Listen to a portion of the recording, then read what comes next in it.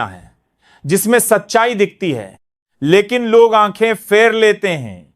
आज बात करेंगे प्रधानमंत्री नरेंद्र मोदी और उनके ही मंत्री नितिन गडकरी के बीच चल रही उस ठंडी जंग की, जिसे देश की जनता से छुपाया गया है, लेकिन जिसके असर से भारतीय लोकतंत्र की आत्मा हिल चुकी है।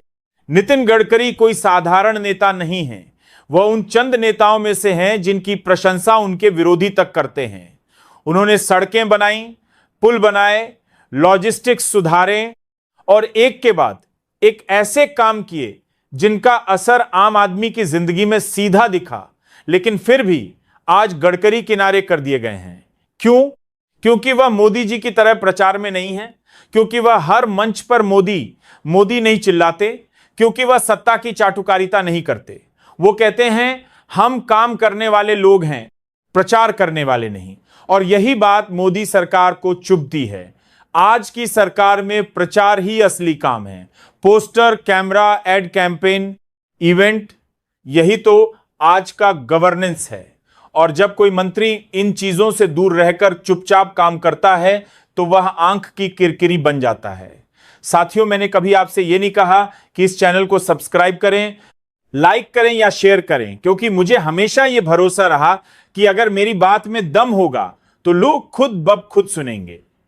लेकिन आज पहली बार मैं आपसे एक अपील कर रहा हूं, अगर आप मुझे एक सच्चा पत्रकार मानते हैं, अगर आपको लगता है कि लोकतंत्र में पत्रकारिता की कोई भूमिका अब भी बाकी है, तो इस चैनल को अभी सब्सक्राइब कर लीजिए और वीडियो को अंत तक जरूर देखिए। 2014 में नरेंद्र मोदी जब पहली बार प्रधानमंत्री बने तो संगठन में एक बड़ा बदलाव शुरू हुआ।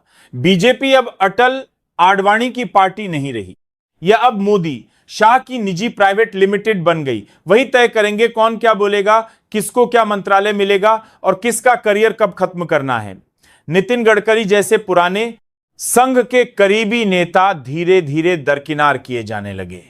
उनके मंत्रालय में पीएमओ की सीधी दखलंदाजी शुरू हो गई। उनके बजट में कटौती की गई।